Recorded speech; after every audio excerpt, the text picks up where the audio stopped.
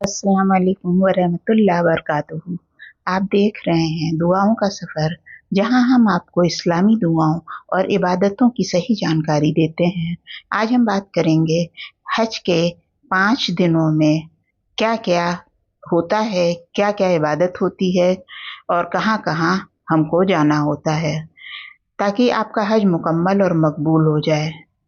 Video को आखिर तक ज़रूर देखिएगा और सवाब की नीयत से ज़्यादा शेयर करिएगा। अस्सलाम वालेकुम रहमतुल्लाहि व बरकातुहू।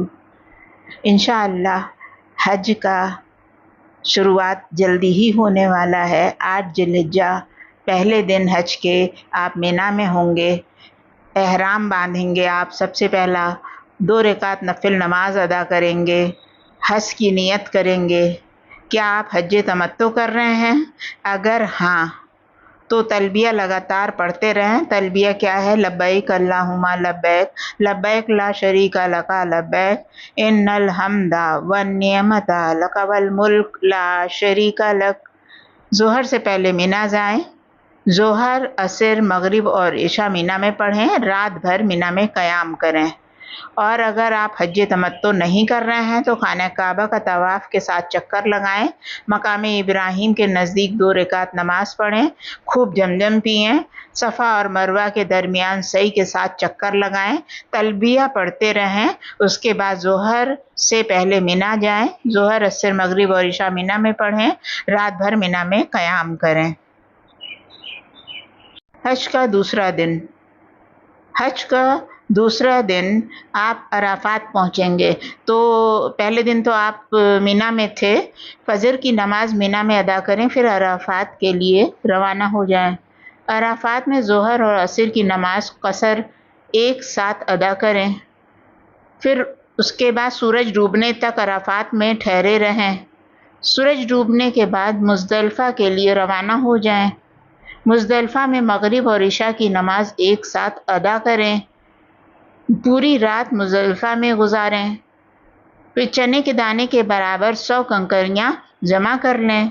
तो हज का दूसरा दिन इस तरह से मुकम्मल हो गया। हज का तीसरा दिन, कुर्बानी देना और शैतान रामी को पत्थर मारना। जिलहिज्जा की 10वीं तारीख को बकरीद, ईद उल अज़हा मनाई जाती है। हज यात्री जो हज करने के लिए गए हैं, कुर्बानी से पहले शैतान को 3 जगहों पर पत्थर मारते हैं। तीनों जगहों पर हज़रत इब्राहीम ने शैतान को तब कंकर मारे थे जब उसने उन्हें बेटे की कुर्बानी देने जाते टाइम रोकने की कोशिश की थी। हाजी इन खंभों को शैतान का सिंबल मान कर पत्थर मारते हैं। इस दिन हाजी केवल सबसे बड़े वाले शैतान को ही पत्थर मारते हैं। पत्थर मारने की रस्म अगले दिनों में 2 बार और होती है। तीसरे दिन कुर्बानी के बाद हाजी जो हैं अपने बाल पूरी तरह से कटवा देते हैं और औरतें भी अपने बाल एक उंगली के पोर के बराबर छोटे करा देती हैं, काट देती हैं। इन रस्मों के बाद मक्का जाकर हाजी काबा के 7 चक्कर लगाते हैं। हज का चौथा दिन, 11 जिलहिज्जा, ईद का दूसरा दिन, मिना में क़याम है। तो हज के चौथे दिन आप मिना में हैं। फिर ज़ोहर की नमाज के बाद तीनों जमरात की रमी करें। पहली जमरात जमरातुल ऊला को 7 कंकरियाँ मारें। यहाँ इनकी पिक्चर बनी है, थोड़े थोड़े फासले पे ये हैं। फिर दूसरी जमरात जमरातुल उस्ता को 7 कंकरियाँ मारें। फिर तीसरी जमरात जमरातुल उक़बा को 7 कंकरियाँ मारें। फिर मिना में ठहरना ज़रूरी है। हज का चौथा दिन मुकम्मल हो गया। हज का 5वां दिन शुरू हो गया। 12 जिलहिज्जा, ईद का तीसरा दिन, मिना में क़याम है। हज के 5वें दिन आप मिना में हैं। ज़ोहर की नमाज के बाद तीनों जमरात की रमी करें। पहली जमरात जमरात ऊला को 7 कंकरियाँ मारें। दूसरी जमरात जमरात उल उस्ता को 7 कंकरियाँ मारें। तीसरी जमरात जमरातुल उक़बा को 7 कंकरियाँ मारें। सूरज डूबने से पहले मक्का मुकरमा रवाना हो जाएं या मीना में क़याम करें। मक्का मुकरमा से रवाना होने से पहले तवाफ़ विदा करना बहुत ज़रूरी है। मुबारक हो, हज मुकम्मल हो गया है।